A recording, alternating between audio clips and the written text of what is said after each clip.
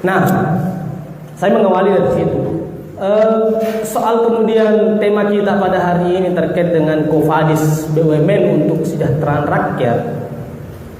Tadi sudah disampaikan oleh guru-guru kita dari perspektif agamanya bahwa ini adalah merupakan tradisi Kristen sebenarnya kalau kita bicara Qofadis.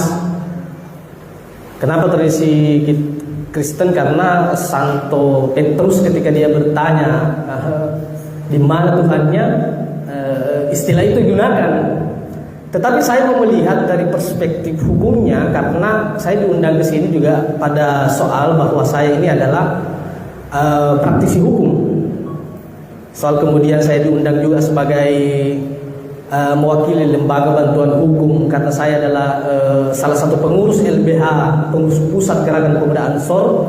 Tetapi saya tidak mengatakan bahwa saya mewakili secara kelembagaan, karena ini diskusinya diskusi daerah dan saya tidak memiliki izin untuk itu.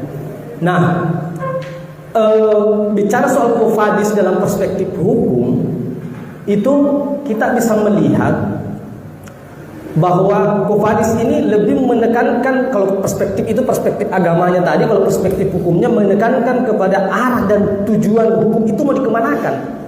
Saya akan mulai dari sisi abstraksinya dulu, kemudian nanti konkretnya bagaimana soal pandangan hukumnya.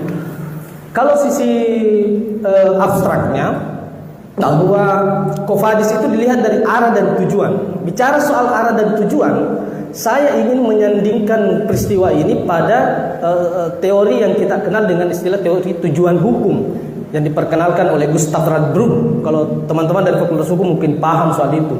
Ada yang disebut dengan untuk mewujudkan hukum yang baik, tujuannya adalah kepastian, keadilan, dan kemanfaatan. Saya akan mengunderline soal kemanfaatannya ini, karena kemanfaatannya ini akan beririsan langsung dengan studi kasus yang disampaikan oleh Prof yang mengundang saya untuk hadir di sini. Itu satu. Kemudian dari perspektif kelembagaannya, saya menggunakan kita bisa menggunakan teorinya Lawrence M. Friedman. Teman-teman Fakultas Hukum tahulah itu. Bahwa ada yang disebut dengan istilah legal struktur, legal substansi, dan legal kultur. Legal struktur ini nanti di uraian saya juga akan membenturkan legal struktur bahwa ada kesalahan di birokrat.